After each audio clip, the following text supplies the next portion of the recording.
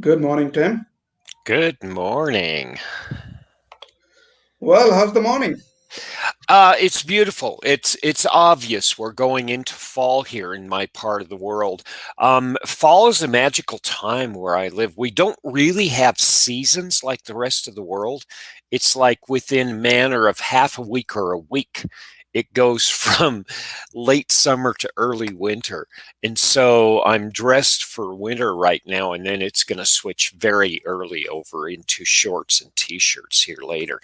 Now, this time of year is really magical in part because we are known as the balloon capital of the world, hot air balloons.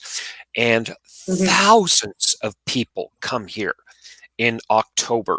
And it's usually a 2.5 week event, and you see hundreds and hundreds of hot air balloon every morning. We still see a few right now, but because of the pandemic, they're trying to do this as virtual as possible, and so it's a diminished event. But the temperature and the climate and the wind that and weather come through such that it makes it a wonderful event for hot air balloons to come up in the early morning and stay there for a long time and slowly come down throughout the early to mid morning. So it really is a beautiful magical time. It's not just harvest season, but it's all sorts of events. It again, like everything else that we're celebrating, it's a little diminished by the pandemic, but it's still fun. Yeah, yeah.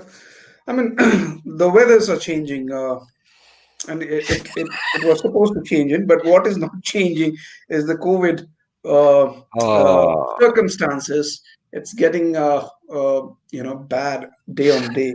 So Uh, so how often are you getting out of the house right now? Not very often, unless and until things are very, very important. I think, like me, most of the other people does the same as of today. Uh, yeah, I mean, the vaccine was supposed to be out, and it is still. People are in waiting. They think that maybe a month, 2 months, 3 months, but I think it's just going to take time. Nothing is going to come. Uh, in the next couple of years, we'll have to wait. We have to live with this virus, stay And safe, and things like yeah, that. and the World Health Organization said that 10% of humanity has been infected now. Only 10%. We understand places like New York City have been infected to the level of 22%. They were early adopters. But still think, that's what is that? That's 78% of all of Mhm. New York City has yet to be exposed, and still they've had emergencies. So we can't we can't be complacent here. And it's sad and it's hard. It's like we went to the dentist and we have a lot of Mhm. problems, and we still have to go back to the dentist, and we still have to brush our teeth every day. We still have to wash our hands. We still have to distance. We still have to use our masks. And again, we're like our children. Do I have to go to school today? Do I have to do this? Do I have to use my hand sanitizer when I get back to the car? Yes, you do. And we have to be our own parents. And it's frustrating and it's driving us crazy. And again, it's the new normal. We have to learn to be comfortable. That's right. That's right. Let's continue our discussion on the same. But for the people out there, my name is Kumar Pushpak, and I head the team here at Ijona Services. Along with me, I have Tim Jerome joining in from Albuquerque, uh, a new a city in the New Mexico in the U.S. There. What we're going to talk today, we picked up the same COVID situation, how it is troubling or how it is actually affecting businesses and the individuals out there. I have some personal questions related to what I am actually going through. I would like to get it clarified by Tim. But before we start on that note, Tim, uh, it has been actually seen that the society is so divided as of today. Uh, this feels abnormal, isn't it? like we are in different world than a year ago. I mean, yeah, in 2019, I remember the things were different. We were celebrating on 31st night. We never knew that the new year is going to be shaped up this way. And the thing is, everything is divided. Not just our politics, not just our religion or our spiritual beliefs, but we're so polarized in everything. You know, it's us versus them, no matter what we choose. It's frustrating and scary. Why can't we agree on anything? It seems that the news also picks up on this polarization and makes it almost more visible to add to the stress. And it's frustrating. You were sharing with me a news event from India where right at the lockdown, a bunch of workers were isolated from their homes and they had no way to get homes except walk. And it just hurts our souls to hear these things. Right? Yeah. I mean, those were little abnormal time, I would say. I have seen migrants moving in.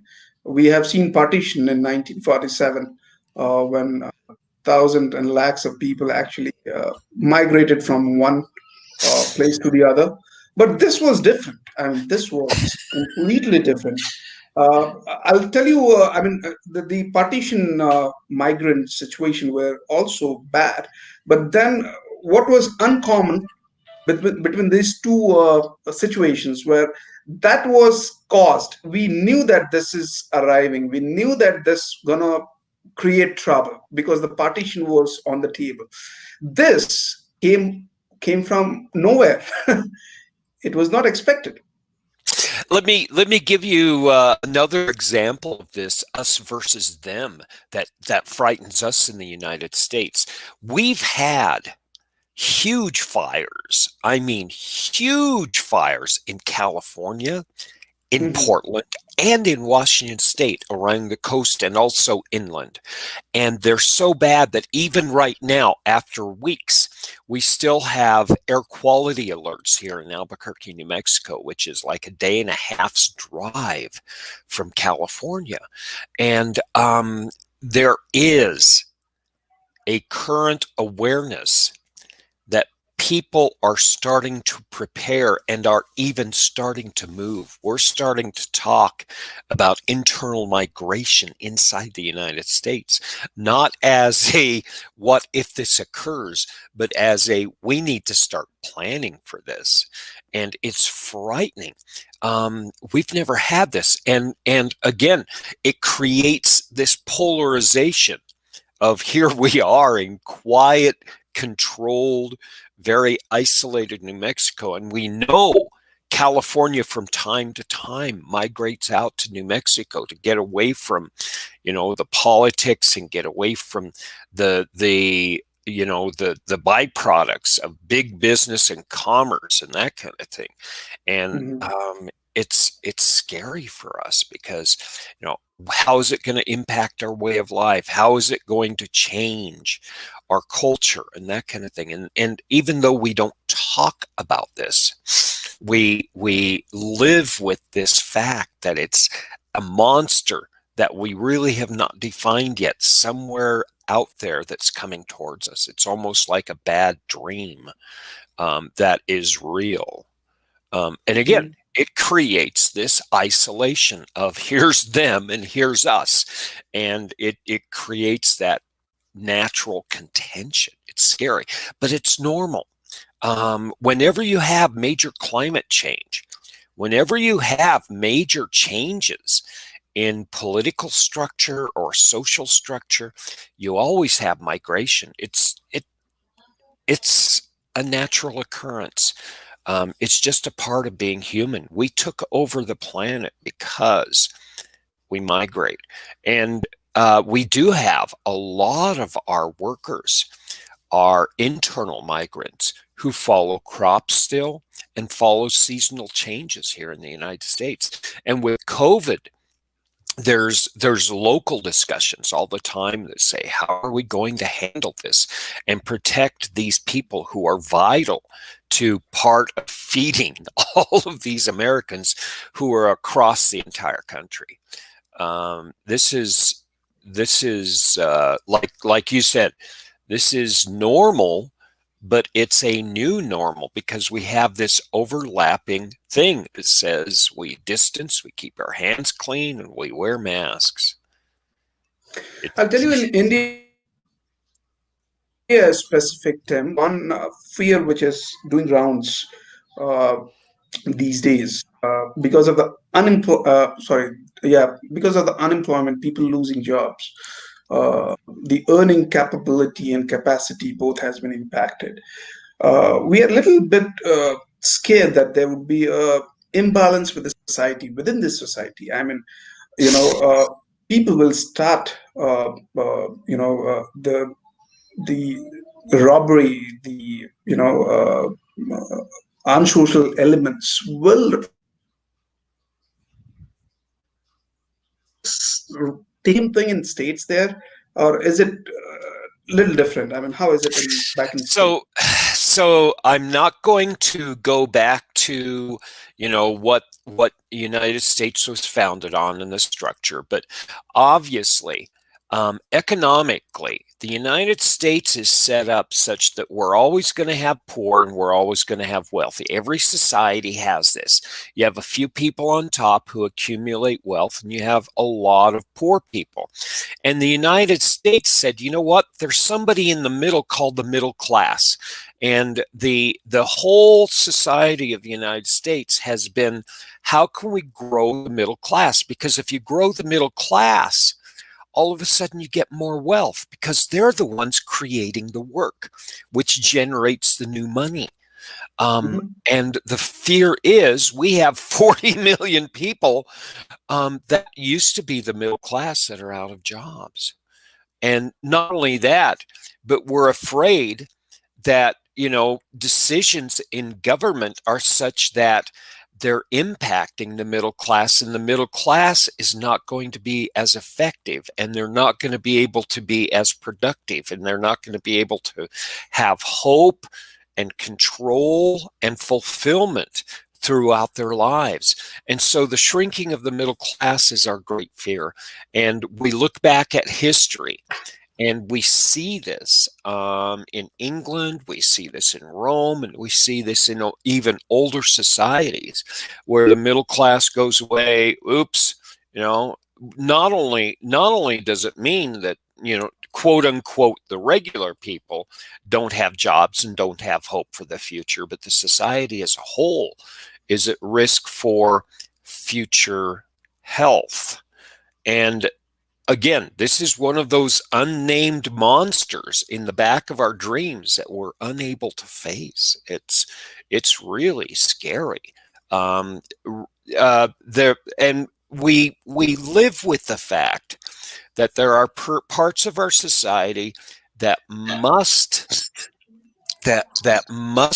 consider going around the law in order to survive. And so we have portions of the middle class who actually take action and say, you know what, let's feed these people. You know what, let's make it easier to accommodate for these people. But it's done at the local level, it's not done at the federal level. And the federal government provides money from time to time, says, say, go explore this. But it really is up to the mayors of the cities and the governors of the states to make these things happen. So it's hit or miss. And in some areas of the country, we have a lot of hope because we've done it this way for hundreds of years and it seems to work. And in other parts of the country, we're so ill prepared because our leadership is saying this will all be over in a couple months. Don't worry, we'll have our vaccine here before the end of the year. And they're actually playing to, the fears of the people instead of actually being truthful and stepping up and saying, let's work on this together.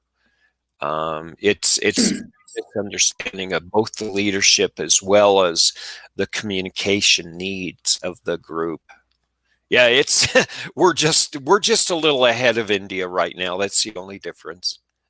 But tell me this again. This is definitely not normal. What do you? Is it normal to ignore the poor people, especially the ones who cannot protect themselves? Is it normal for some of us to take more than we deserve? I mean, we're talking about the two parts of the society out there. What do you think? Okay, so I'm going to go all science on you on this, okay? And then we're going to talk about whether it's right, because normal and right are different, okay? First of all, it's normal. There's a really weird science fact that says I can only track about 120 people in my brain. It's called Mhm. Dunbar's number. And that's us. That's my tribe and that's my village. Okay, these are the people I identify with my group. They're somewhat like me and they're great, right? They're good people. They won't do any wrong. And if they do wrong, I'll know about it and I'll know how to respond. Everybody else in the world is them. Let me give you an Mhm. example. The man who picks up my trash is them. Okay. I'm teaching a class in the morning. He comes by, makes a loud noise. I say, that garbage collector is horrible. They're ruining my day. And they're them. But I noticed that um, maybe a broken toy falls out of the garbage truck and he picks it up and he looks at it and smiles, right? All of a Mhm. sudden, he becomes one of my Dunbars. He becomes one of those 120 because I'm able to connect to him. All of a sudden, he's one of my tribe. And so we struggle with this all the time. And the poor is one of them. And Mhm. the rich is also one of them until we connect with them personally. And again, we can only do this with about 120 people. We're wired for small communities, yet we live in huge, super complex societies. So we're struggling with this balance between us and them. And now, that's what the science and that's what the nature of humans are. But we know what's wrong and right. Okay, we know it without people telling us. We have this moral compass. Some of us, a very few people, are Mhm. physiologically broken and their brains don't work like the rest of us. And we know that they're psychopaths and they're sociopaths, right? And they don't work like that. But that's the extreme, and there's so few of those. But for the most part, we have this understanding, and we have to make bad decisions sometimes and say, you're not one of my tribe. You know, you are the poor. I'm sorry, but I can't take care of you. And it makes us feel bad. And when we have these huge migrations of people, we understand we can't do anything about this. We're as defenseless and weak as they are. And this is what is struggle. We have the nature of man to understand that our brains just work this way, us versus them, and we have our sense of right and wrong. And this is a dilemma that we're never going to solve. But what we can do is we can manage the stress around that, and we can understand that this is just part of the human condition. Um, Mhm. this is the hard thing. It is normal for humans. It is very normal to want more. You know, I want more. You want more. We want that because number one, it extends the amount of time that I can bring my family security and food, and number two, it makes me feel more confident. and we're hardwired for this. So the problem is when that gets out of control. There's a lot of discussion in philosophical communities that as this extends further and further, we are accidentally teaching our children that, number one, accumulation of great wealth comes at the cost of damaging society. We see a bunch of people who are incredibly wealthy who can just buy a home, in a nice part of the country and isolate themselves as if they create their own community. But what about the poor, right? And we're teaching our children that that's not right, and so our children are going to actually become more comfortable with living with less and finding other ways to fulfill themselves besides accumulating wealth. This is one of the byproducts that we're going to have, and as we do this, this is not going to be a multi-generational disease like it has Mm-hmm. been in the past. This is just something that's going to be there for 2 to 5 years. None of us have been through this. There's like there's like maybe 100 people who really remember what it was like in 1916 through 1920 in the United States with the Spanish flu. And so we have to rely on history and recordings to actually say, yeah, this is normal and it's all right and don't worry. But again, we have a lot of our leaders saying, don't listen to those scientists. Don't listen to the news. All of it's lying to you. And it's a very big frustration for those of us who study history and philosophy to Mm-hmm. say the knowledge of this that would make us feel more comfortable is there. But we have that polarization. We have the people who will not budge on both sides. Mm-hmm. I'll tell you something. I really want to do something. I mean, whatever is in my capacity. What do you think I should be doing?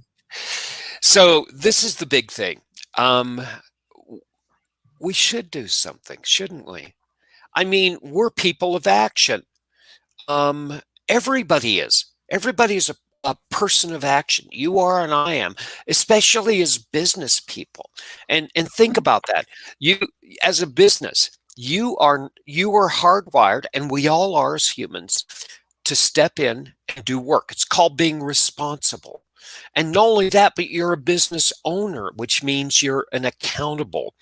You have the outcome of the results of the people under your care and the business itself are on your shoulders.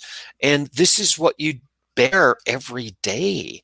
And so you need to do something. It's not just you want to do something, and we all want to do something, but you do it like it's it's part and parcel of you. It's like breathing. And the question is, what do you do? Because it's very easy for you to do too much, and that's the trick. We can actually step back though, and Mm-hmm. let's talk about just everybody as individuals within a community, and then we'll explore what business owners can do and what they should do, and then workers and individuals will come back to that. There are common steps that everybody needs to do. I was talking earlier in this show about the hidden things in the back of our bad dreams, right? And Mm-hmm. we talked about managing fear, right? One of the fears is them. Mm-hmm. Now, if you can put a name to them, and if you can talk about them, all of a sudden them does not become a them. They become one of your Dunbars, right? They become one of the inclusive 120. You cannot reach out and impact them. You can impact a person. Everybody knows this. It works it works to the benefit and detriment of society. Every leader knows that you win society by individual hearts and minds. You win society by speaking to an individual. And that's what we need to do. We need to talk as individual to individual. Now, this gets scary because we don't just talk with our friends. We talk with the people who think differently than us. In the United States, we need to talk as Republicans to Democrats. We need to talk, especially before this campaign and this voting is over in November. We need to talk as individuals and come to an agreement long before this battle ends. We need to actually realize we're not a divided culture. We're not two cultures. We're one. There are ways to do this too, though. It's really amazing. Human beings are really strange, and I'm continually fascinated. Let me give you an example of this. In managing conflict and in training conflict, you learn that one of the hardest things is when you have a divisive issue that's on the table and you can see two groups facing off each other and they're not going to move, right? That's basically what our society is. They are so entrenched. Now, there are strategies to manage this. It's not going to solve the problem, but it can mend that fence between the opposition. It's called smoothing. And a good leader says, if I can get them to agree on anything, they stop thinking of themselves as separate entities and they start thinking of themselves as a united group. And it can be silly. It can be a leader saying, let's go, let's take a break and get some ice cream. What flavor of ice cream do we want?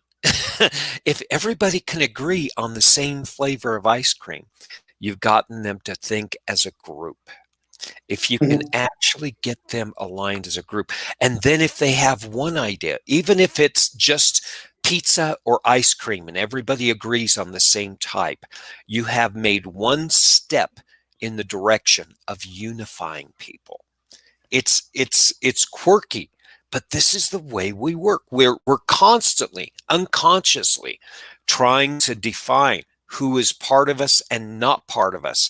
And by everybody agreeing on something, no matter how inconsequential, we're bridging that and we're coming up as a single community. So number one, it's talking.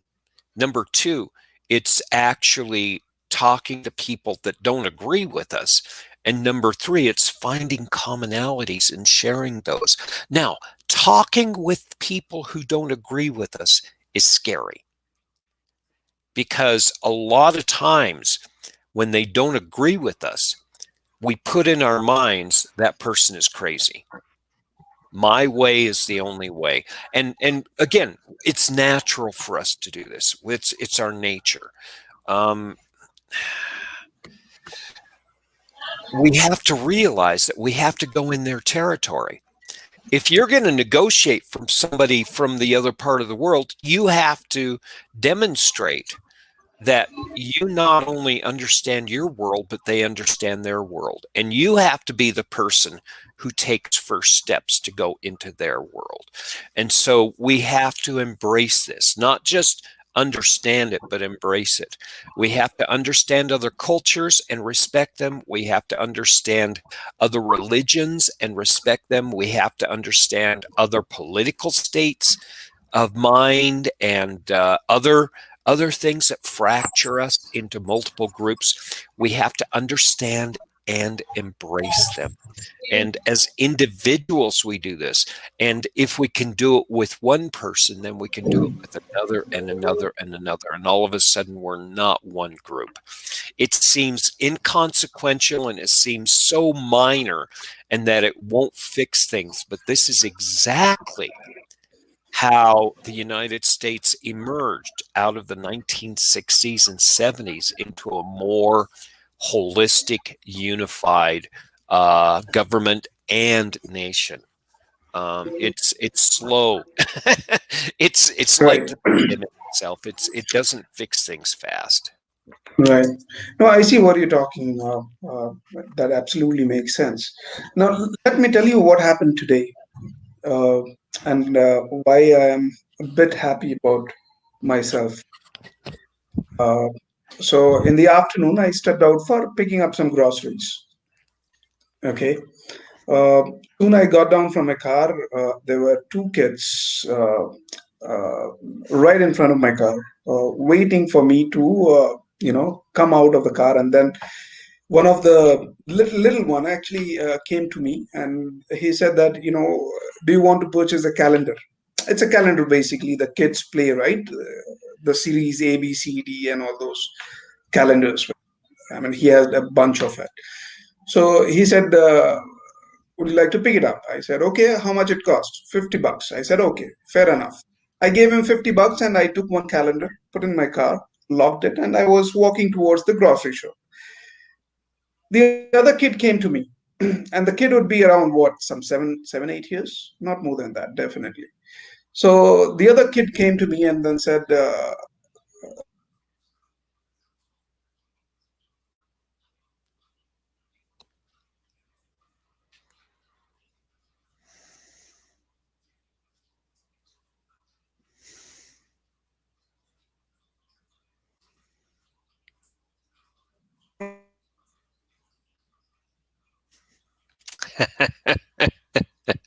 We lost you, Kumar. We're just waiting for you to reconnect.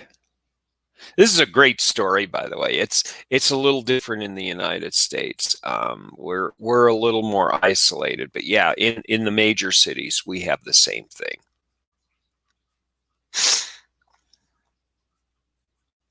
Oh, I can't wait for this story to finish. Oops, we lost Kumar. Before Kumar comes back, I just want to reiterate that we seem powerless as individuals, but yeah, we're a little more powerful than we think. Um, the trick is, um, we have to be aware of these opportunities and be aware of the conversations that separate and the conversations that bring together. And remember that every decision you make is one or the other. You can't be complacent. There's no fence sitting here. And it's not like us versus them.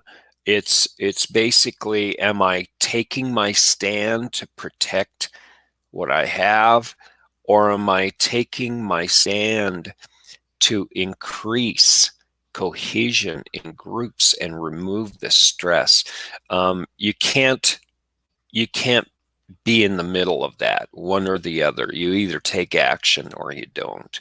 You either continue this stress and frustration, or you embrace the change.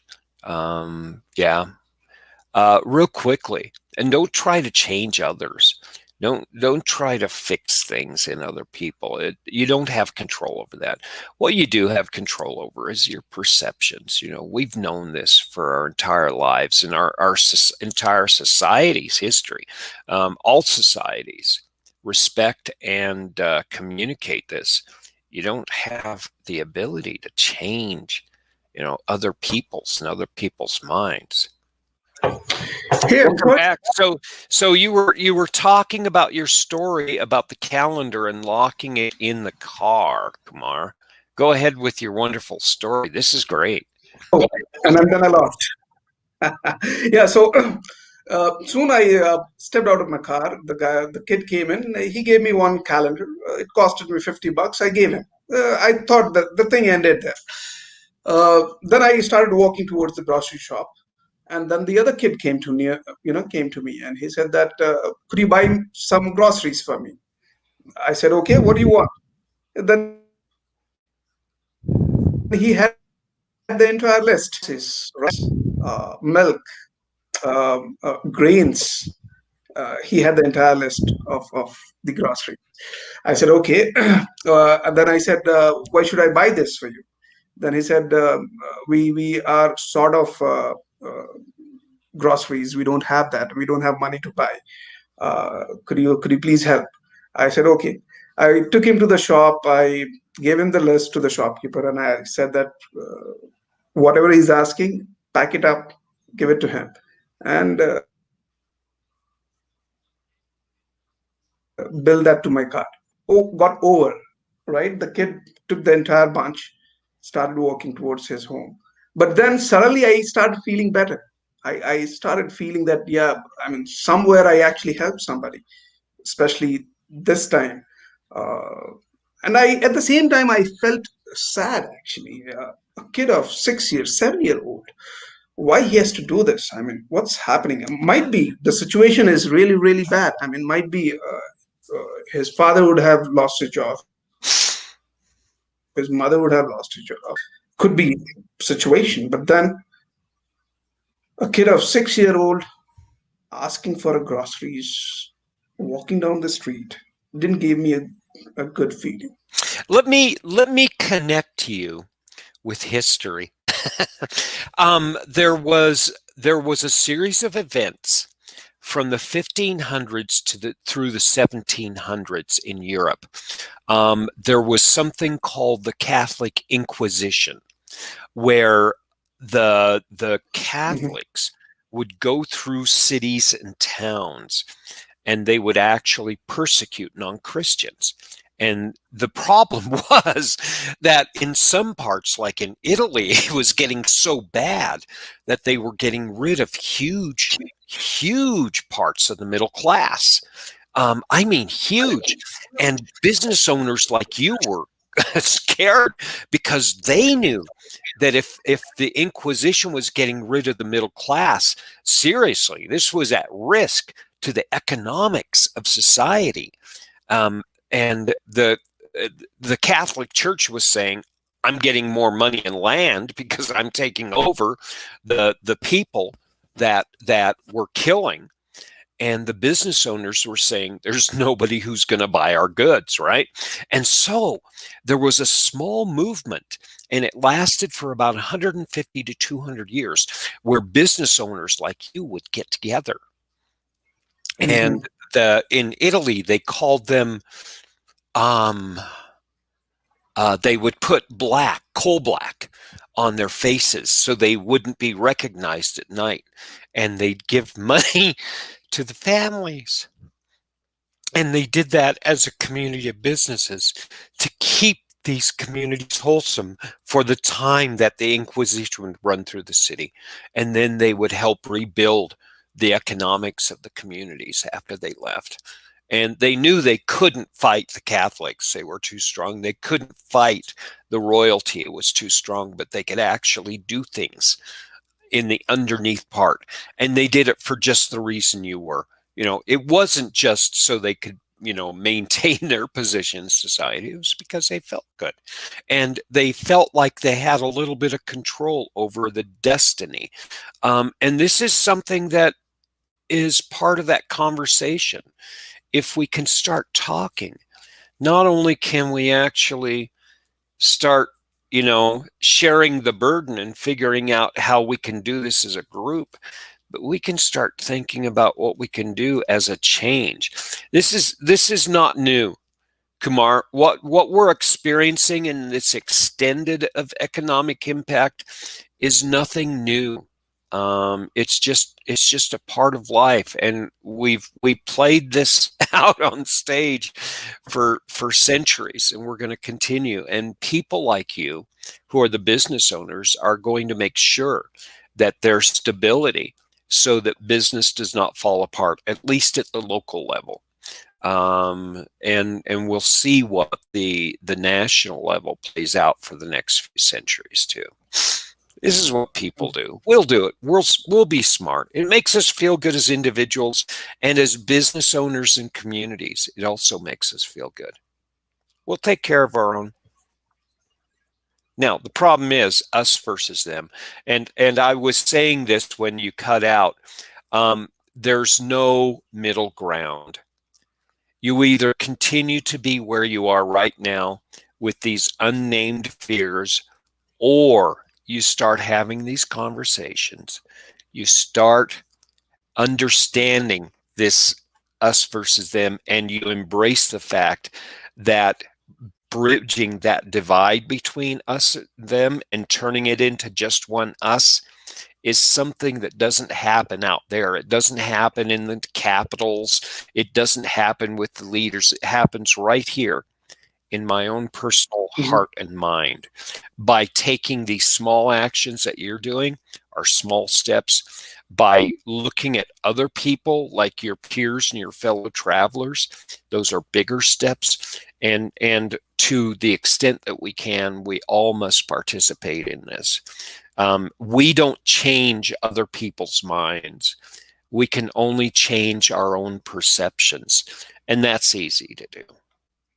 That's that by talking, we can do this. We can see others' points of view. Right, right. What advice you have, Tim, for the average middle class people, the worker? Talk, connect, do things that you don't normally do. For if you really feel passionate about this, that's good. Gauge your level of emotional attachment to it. Okay, and this is important. Um, if this by talking to other people, you're going to find out how engaged you are. How often do I talk to other people about this topic? Is this topic something I wake up with in the morning and go? It might be part of your purpose. It might be why you're here. And if it is, good, because you're going to be able to do things that other people don't. You're going to care more about it, and you're going to be more engaged. And maybe you're going to be leading some of this work. And you have to realize if you're not talking about it all the time, you just want to do it, you're probably not going to follow through on it. Gauge your purpose, gauge your Mhm. interest and engagement in it, and that's a big step, because it gives you a reason to be here. And if you have a reason to be here, it gives you a direction, and it actually, that purpose connects you to your stomach. It connects you to your moral compass and your sense of wrong and right too. And once you're connected there, that aligns your moral compass with your heart. And all of a sudden, you have the energy and the engagement to see some of these harder actions, like going down to a distribution center that gives food to the poor, like being part of planning to make sure that we have equipment over here that a hospital doesn't need today. It needs to be over there where a hospital needs it. And one of my friends at the local project management chapter actually found that need because he cared so much about this.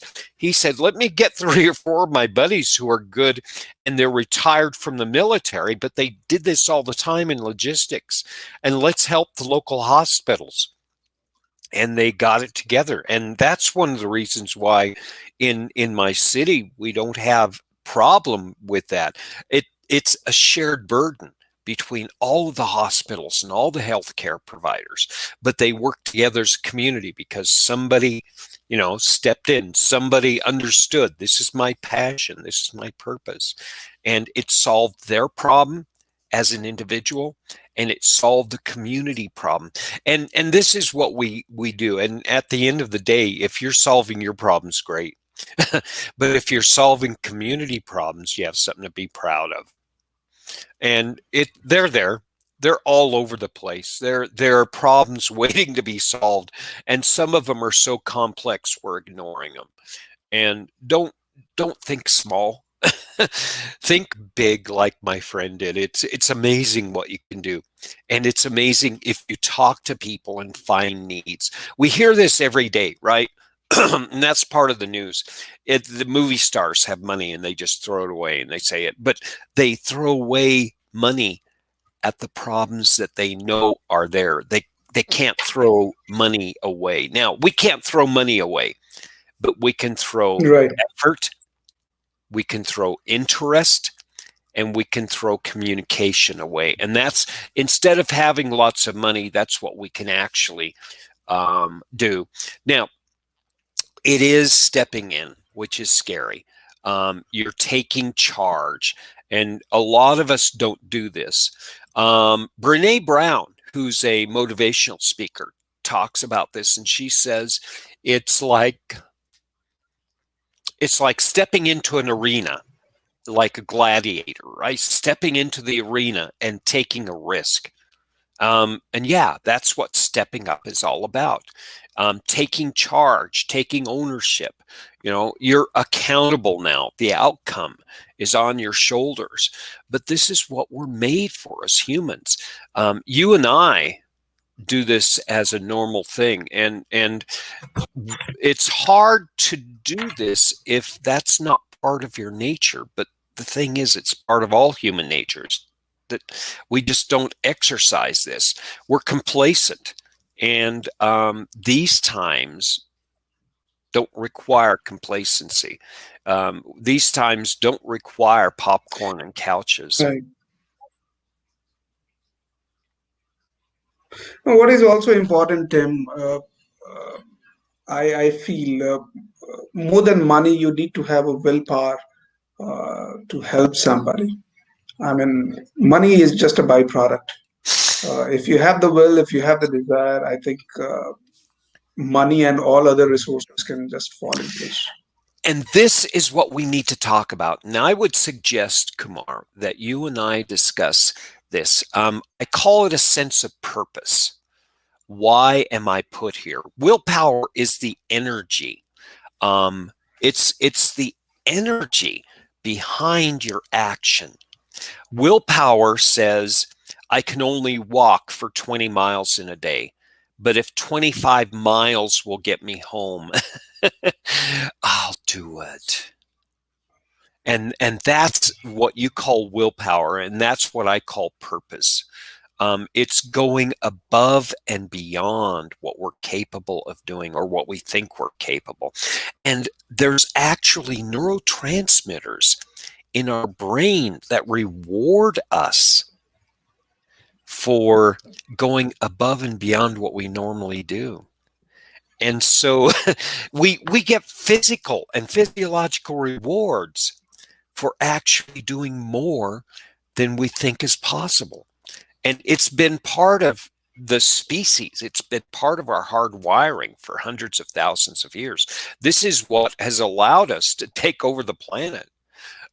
It's not just willpower and purpose, but like I said, it's somehow it's also emotional and intellectual, because it's connecting our sense of purpose, which is wrong or right, that's our stomach, with our emotional Mhm. capability, which is our decision making, and the emotion is actually the engagement with the issue.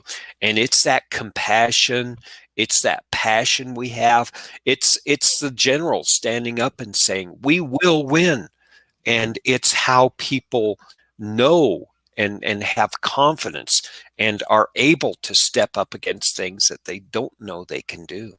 So yeah, I think you and I can explore this thing of willpower and purpose and how do I do it? Because this is the only way we progress. And a lot of people, I see this in my classes, that Mhm. lack of confidence is mostly not lack of thinking you can do it or not. It's that lack of sense of purpose. And once people have a reason to do something, nothing's going to stop them. And as a business owner, we can actually talk about this too. And I'll make a note of this, because if you can actually connect the work that you have inside your company to a sense of purpose for your workers, guess what you do? Right. That's called motivation, right? And if you have a unified sense of purpose, as a group, you can do so much more than you can as a single individual. Yeah, we need to explore this more. Your sense of willpower is spot on. How do I do more than I can? How can I do even when I doubt? Even in the darkest part of the night, how do I continue? How do I do 25 miles when I think I can only do 20? Um, this is a conversation that many people are Right, having right now. right. Well, let's keep on this discussion on. Most importantly, the people out there, please, please, please, if you do see an opportunity to help somebody, please go ahead and do that in whatever capacity you have and you can. I mean, take the first step. I mean, I think the people out there really, really need our help, especially for the people, people like us who can potentially uh, provide some help. So And let's do that. Yeah, Tim. and what's interesting, and we'll close out with this concept. Um, it's not what I can do as an individual. It's what can I do as a set of skills too. Like me, I'm a trained project manager, but it's not project management that I can give people. I can give people coaching and mentoring in aspects of project management too, like leadership, like risk, like quality, like scheduling. And now's the time not to think of yourself as an expert in a language or expert in a technology, but experts in fundamentals, the things that actually, can make quick change right here. The ability to actually be flexible, the ability to be able to change on a dime. Today we can go out to the store 3 or 4 times a week. We can go down to the store if we wear a mask, but we need to be ready to change quickly. And so it's more focused on general skills, not survival skills per se, but the ability to plan and equip ourselves and support each other for the flexibility in current events around us, both from a pandemic standpoint, a climate standpoint with the fires, all over the place, as well as just a cultural standpoint. Our society is in flux, and we have to expect that we're going to feel this, and probably our Mhm. children are going to too. But again, if we explore this and if we understand this is just part of being a human being, and it's human nature to not just be able to withstand this flexibility, but take advantage of it. The greatest changes for the good in society have come out of these dark times. That's what we have to realize. This is where the Industrial Revolution came out, because we had such a hard time before the Industrial Revolution. And we had a technology revolution because industry and the revolution of industry was not fixing all the needs. So we can expect probably in 50 to 100 years, we're going to have another revolution. We don't know what that looks like. We have ideas, and we've had ideas of what that might look like even 50 years ago. And we can be part of that. We can actually explore this and shape these changes. Isn't that interesting? Absolutely. This is interesting, and this is the only way I believe uh, can actually bring some change, uh, It's both it, yeah, to your personal life and to the society. it's all about hope. It's turning these bad dreams that have unnamed fears, naming them, and working together to number one, overcome them and take advantage of them, so that we can take the next step in progress, not just as individuals or communities, but an entire species. This is how we're going to get to Mars. It's not Yep. through Yep. it's not through launching a convertible on a rocket, but it's going to be out of necessity. Necessity is the mother of invention, and that's how we're going to do this. Right. Absolutely. All right. With this, let's end in today's session. I think this message is loud and clear, Tim. It's a time that human should help human, and that's the only way out. This pandemic can be taken care. Uh, yeah. Apart from this, people out there, if you have any questions, if you have anything to discuss, any issues to discuss, Tim is always here with us. Yeah, Give and an expert please, advice. Please drop in your yeah. Go ahead and add it. Yeah. and please, again, we're going to be talking more on these topics, and especially on purpose, and how do I find my purpose, and how do I use my purpose to move forward and be part of the transition. But at the same time, you have specific needs, and we enjoy hearing from you. So please use the Ijona Academy website. Use contact us through our communications, and let's have this conversation more open. This is just Kumar and Tim who are talking, and we'd really want to hear your ideas too, because this allows us to learn and expand our lives as well as yours. But yeah, this is where we have no end to what we can talk about, but you have ideas too, and we'd love to explore them with you. Perfect. Then let's continue our discussion. We'll come in back next week, same time. Same time. We'll pick up some other topic. Till then, wish you a happy day and a helping day. Whosoever you can help, go ahead and help. All right, people. Thanks for joining in, and I look forward to see you again on next Tuesday, same time. Thanks, Tim, for the discussion. Thank you, and thanks everyone out there. Looking forward to further discussions. Have a great day. Thank you. You too. Take care.